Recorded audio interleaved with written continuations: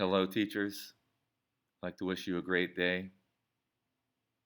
These are very trying times for us as educators, and I truly, personally believe these are much, much more trying times for our students and for many of our families going into this transition to school year 2020-2021. It is with this understanding that I decided to present this particular professional development. And I want to say off the top, I definitely should have named it differently. Co-teaching with Zoom and Google Classroom is valid, but it's not the best title.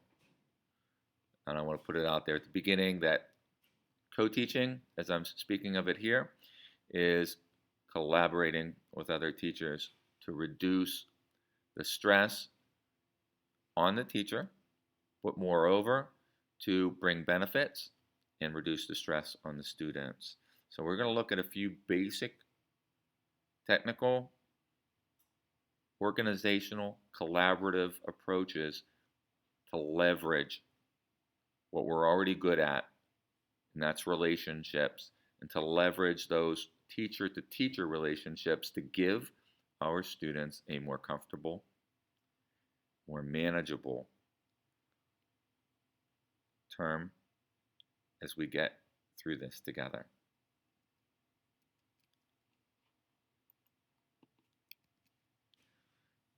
So I wanted to put out a few motivational drivers, which are to synergize creative thought and technical prowess. We have very deep, specific learnings as individual teachers, and we know this. We've been through many meetings where we've been amazed by our colleagues and have been able to glean from them and bring it into our classrooms. Now is the time to take that to the next level, to make it the daily routine. Reusing instructional assets, that's not new. We want to maximize that. Think of classes where someone else teaches the same course. It's just in a section that they have. And we're already doing that. We want to maximize it. Increase student engagement.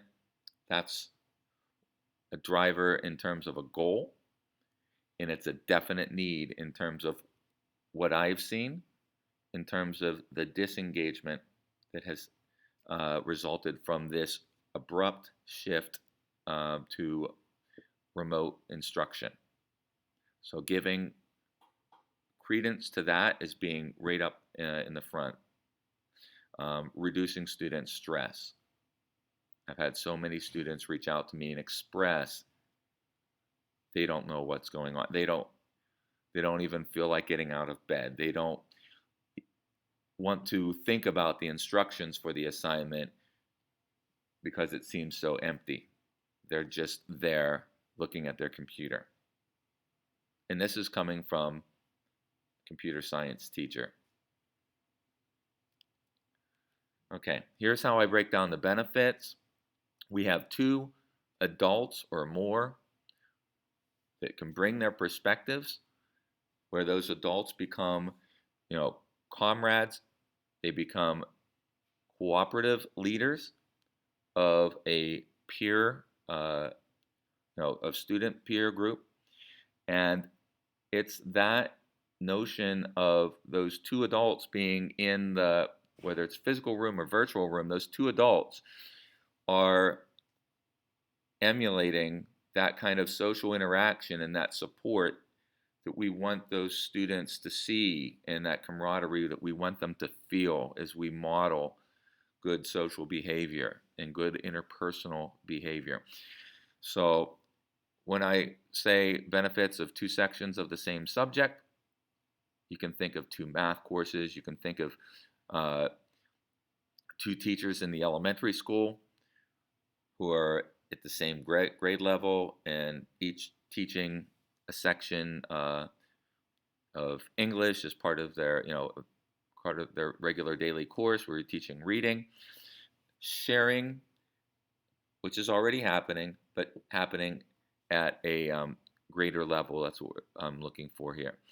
Um, and another benefit I put down right here is 2 fully monitored Zoom breakout rooms. The peer group, if you're connecting the students among the different classrooms, they have a larger peer group with which to feel a part of, to feel membership within.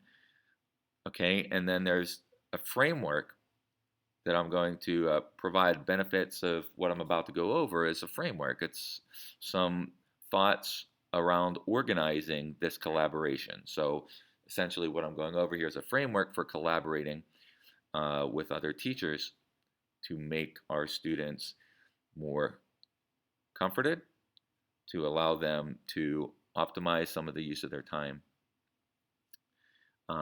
Moving on to interdisciplinary benefits, I myself, being a computer science teacher, am not in this little silo, right? All of our disciplines are crossover at points, right? We don't live in this world of siloed courses or siloed subject areas. And that's so important. And right now, to bring that to light and to capitalize on that, look at learning targets as something that you can collaborate with towards gaining proficiency for students, allowing students to double up on assignments that can contain aspects of maybe an art learning target along with your particular discipline, something that I am absolutely putting forward in my plans.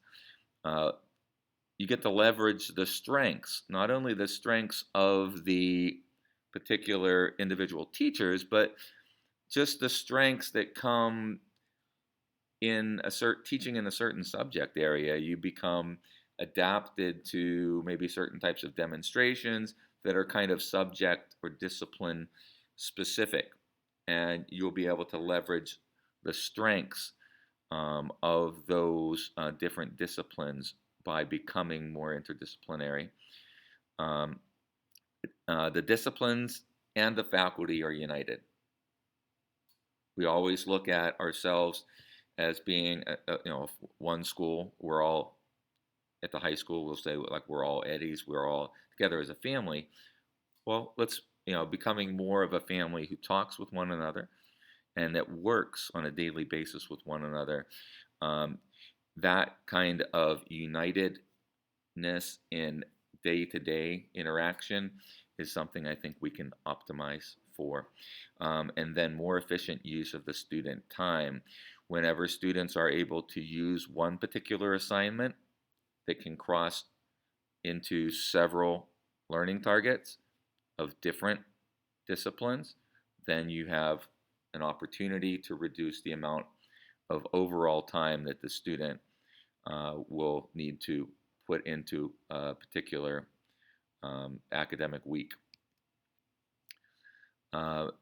Some of the co-teaching approaches that I want to go through here today, and I want to go into breakout rooms after this presentation and really drill down into some specific interests and concerns that you have as individuals, and we'll get into some really practical hands-on experiences. I'll do an overview of those. Co-teaching oftentimes involves stations. By having multiple adults to monitor, you can more easily manage stations. Not that you can't, as a single teacher, manage different stations, work areas where individual groups of students are focused on a particular task, and then they might rotate through the stations and so forth. That becomes more manageable and can also be done virtually, as I will point out here in breakout rooms. We'll just look at how you can set it up here at the beginning. Another co-teaching approach is parallel. Maybe you're not together with those other teachers that you're collaborating with on a daily basis. Maybe you just thematically collaborate across disciplines or across classrooms of the same course. Um, you are each teaching your own courses in parallel, delivering content that is fairly unique to you, but you have touch points. You have the subject, and you have a certain level of crossover between your parallel courses. And I bring this up right here because you can, in fact, also do this in Zoom, in the same Zoom meeting. You can have the whole group come together under one Zoom, for example, and then go into breakout rooms. And you can creatively break the students up where you have some of your students, some of the other teacher's students, and then compose those groups as you best see fit. Alternating is another way, just alternating instruction. Maybe you have one teacher do a presentation and lead a practice exercise remotely, while another teacher does. Maybe you take turns in creating video lessons or kind of flipped video instructional lessons, and you take turns creating content, video content to put into a Google Classroom. By teaming up with another teacher in this way, your teacher skills get upped because you're always reflecting on yourself in comparison with another teacher in a good way. Your students get the benefit of not having that same teacher every day for that same subject being, speaking with them or to them via a video. You can have that, for example, in an alternating fashion.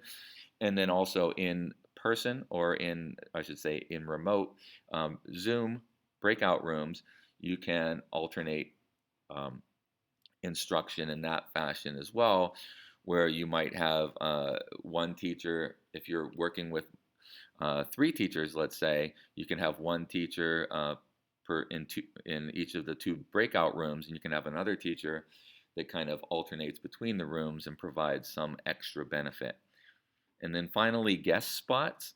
Guest spots are open to more than teachers. We're talking, everybody in the community can be a guest in these situations. And guest spots are a great opportunity to touch base as a learning opportunity for maybe one lesson or one unit where you can cross over. You can make those connections with another teacher, interdisciplinary wise, or within your department. I'm just going to be very brief with this, but synchronous, just to go over the term synchronous, I'm talking about where everybody is in the same physical room, but we're focusing on the virtual remote end of things in this presentation here. But so Zoom, when all the students are together at once, the whole class is there in Zoom at the same time. That's what I'm saying is synchronous.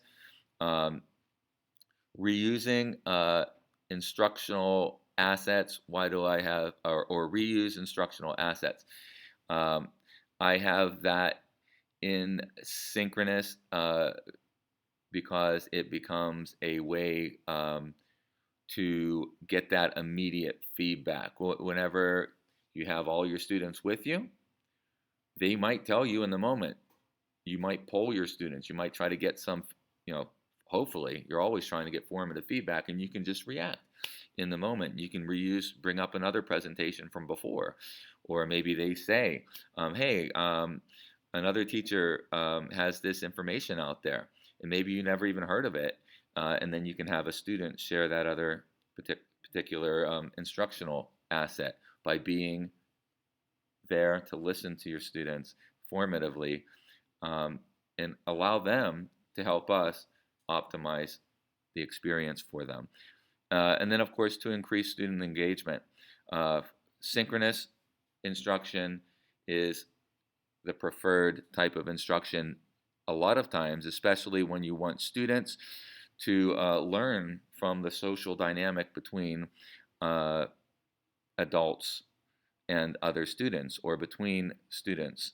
So student role models and adult student role models are very important in this dynamic when it's active and synchronous, so that students can be reinforced. Students can learn from others in terms of just the social interactions. And then, of course, asynchronous, which has its benefits definitely in terms of pre-recording things, Zoom or other types of videos, enabling students to kind of work on their own time schedule to optimize around their particular duties, their responsibilities that they have. That's definitely a bonus. But we want to always uh, realize that for many students, asynchronous is not a good thing, or most of the time, it's not the optimal thing.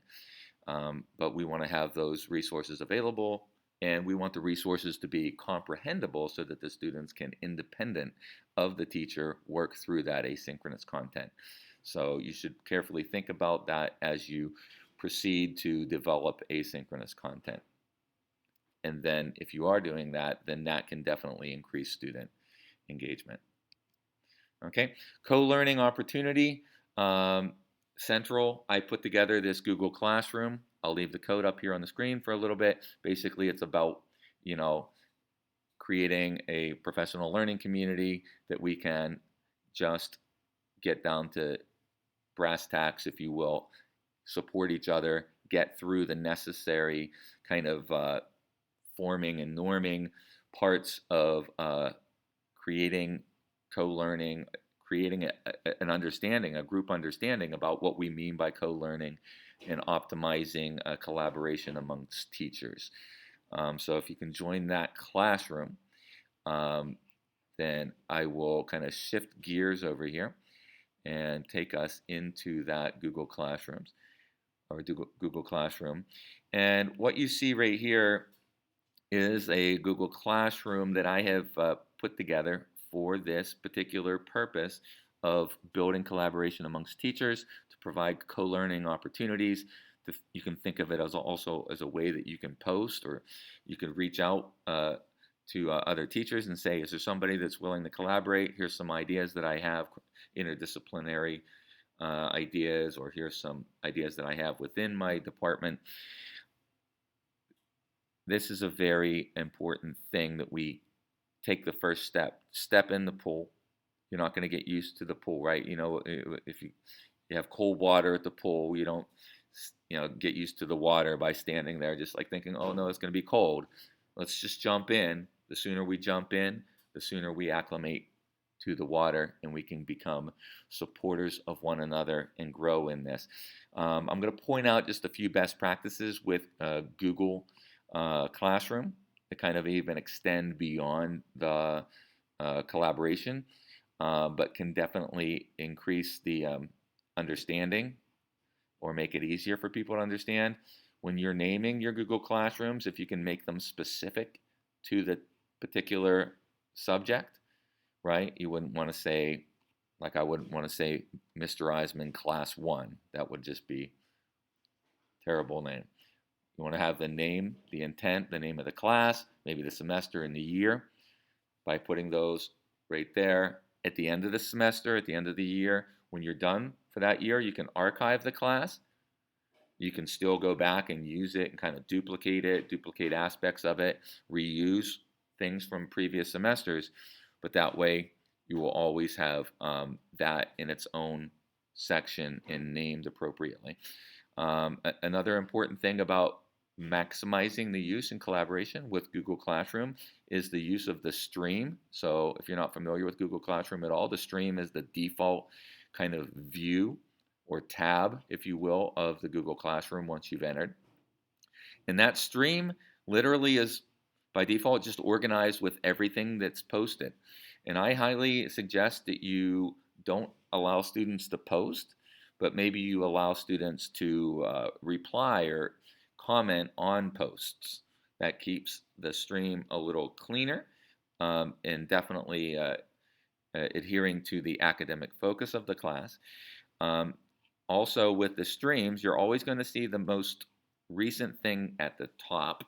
Now, these are some of my opinions. Okay, now you can just take these with a grain of salt, but the stream shouldn't be the main place that your students are looking. If they want to see what was definitely overall the most recent thing, yes, look at the stream. But most of the time, they're going to be there to do some work or learn about something or collaborate. And hopefully that's built into the assignments. So if you go to the Classwork tab, in the Classwork tab, we have this section on the left, all topics. Now, if you didn't create a topic, there wouldn't be anything here. So if you go over here and create a topic, you can create topics, and I suggest creating them as weeks, and you can put in the actual dates if you would like, and you can also even put learning targets if they are going to be associated by week. But I really advocate for organizing by week, and here's the reason. When you get down to creating assignments, if you create an assignment or quiz or whatever, and you associate it with a week, then the student can just click like on week 1, and then it only displays things for week 1, because at any particular day, it's going to be within a certain week. So there's one topic that's, at least for my students, that's going to be most important for that week, and that's that weekly topic. Maybe they're behind, maybe they have to look at another week, but that's really important, because the moment you just start dumping everything as posts into a stream, then things can go sour awfully quickly. So I suggest organizing by creating topics. Once you create an assignment, if I go over here and create an assignment, then you can just choose a topic to assign it to.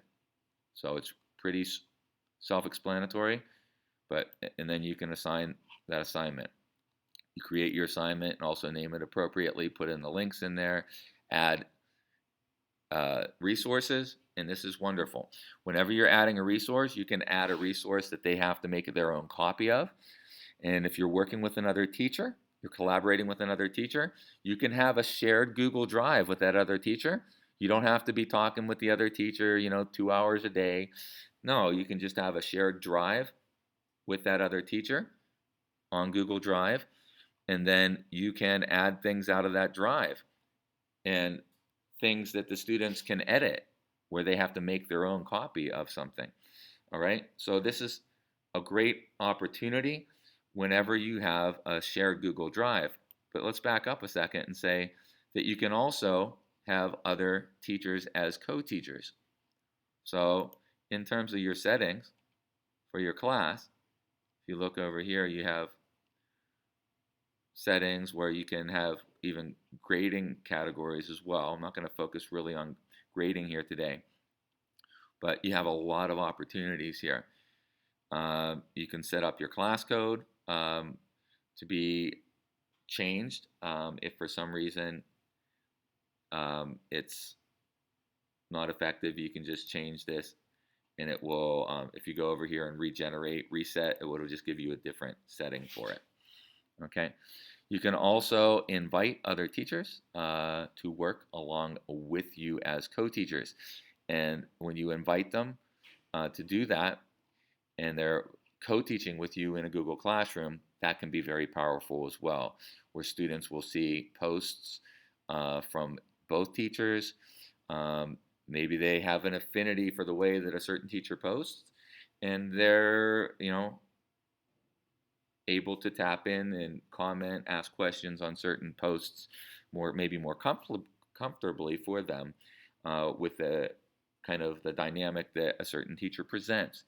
And don't look at that as a weakness. Everybody has their idiosyncrasies. Everybody has their own way of doing things. And there are certain, just natural affinities, certain things that will make the learning go better. And the collaboration is always going to, when you're working at it, optimize for those affinities to synergize. Okay, so that's pretty much it. Is the overview for today for the Google Classroom, and we'll take feedback from you in regards to what you find as your trouble spots and your concerns, things that you would like to work on. We're going to finish off right here with one more thing, and that is this use of Google Forms. Whether you're in Zoom, let me say we'll have two more things. Whether you're in Zoom or just making a quiz, Google Forms are wonderful for designing quizzes. You have visual feedback whenever your quizzes are turned in. You have statistical information that you generate from these forms that is easy to go back and do informed adjustment, right? We're going to be teaching, we're going to monitor, right, and adjust. And as we reflect on the results, we can make, where we have actual data, we can make the best kinds of adjustments possible. So, and also in Zoom, excuse me, in Zoom, I also like to use Google Forms quizzes rather than the built-in Zoom polls because they give us the data afterwards. In case it's something ephemeral, like what time during this meeting today do you all want to take a virtual bathroom break or something like that, if that's necessary. That's kind of ephemeral and it just doesn't really matter to hold on to that data.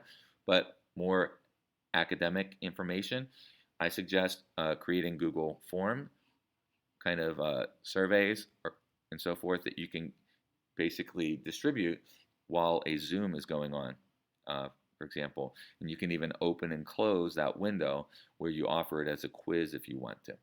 Okay, so let's look in Zoom. If you go to the website and you log in, the default is typically the meetings page. If you've already filled out your profile, you'll be on the meetings page. If you go down to the settings, and this is just the one thing I want to touch base on here before we're done with this. If you go to the settings section and scroll down to the section called In Meeting Advanced, you might have to make this a drop down. In Meeting Advanced, you'll see that the second option, I believe it should be for everybody, is Breakout Room. You'll need to engage this or turn it on by clicking this particular button so that it is blue like this. Then you'll know that you'll be able to access breakout rooms. And there'll just be a button at the bottom of your Zoom for breakout rooms. And we'll touch base more on that in just a few minutes as we prepare to go into our own breakout rooms.